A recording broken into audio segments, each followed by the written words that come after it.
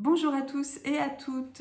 Est-ce que vous avez déjà eu une pensée perturbante, comme une impulsion à faire quelque chose que vous redoutez profondément? Eh bien, vous n'êtes pas seul. Ces pensées sont connues sous le nom de phobie d'impulsion. Alors, qu'est-ce qu'une phobie d'impulsion? En fait, ce sont des pensées intrusives et anxiogènes qui surgissent de manière soudaine et involontaire. Donc, scientifiquement, elles sont liées au trouble obsessionnel compulsif, donc plus communément appelé TOC.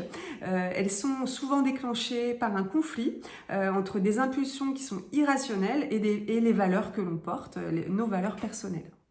Alors, qu'est-ce qui se passe dans notre cerveau concrètement lorsque surgissent ces pensées dysfonctionnelles?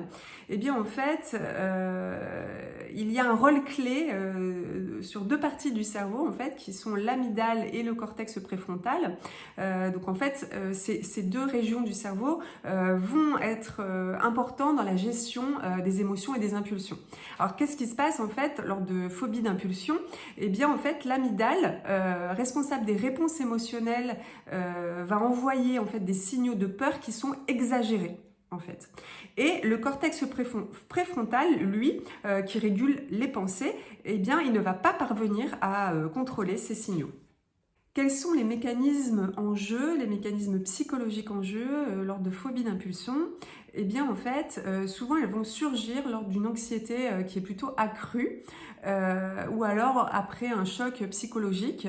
En fait, ce qui va se passer, c'est que la personne, naturellement, va mettre en place des mécanismes de défense tels que le refoulement et l'évitement. En fait, quand on a une pensée comme ça qui est dysfonctionnelle, je vous donne un exemple, je suis avec mon enfant et puis il y a une pensée qui me traverse terrible de planter un couteau dans son dos. Alors c'est terrible hein, évidemment comme exemple, mais c'est bien cela les phobies d'impulsion.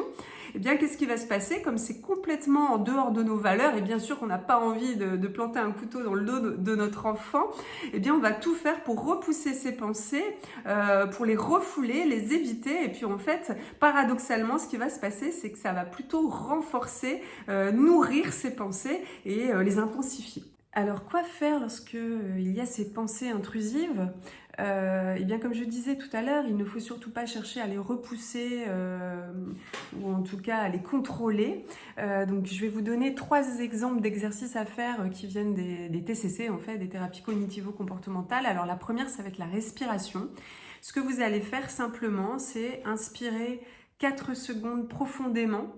Et puis ensuite, vous allez expirer 6 secondes doucement.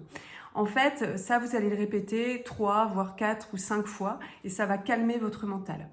Deuxième chose à faire, ça va être de revenir au présent dans une expérience sensorielle véritable et là, maintenant, dans la pleine conscience.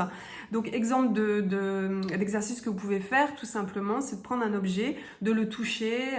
Donc, vous faites cela en le regardant, vous regardez les couleurs, la texture, vous le touchez en ressentant la sensation que cela fait sur vos doigts.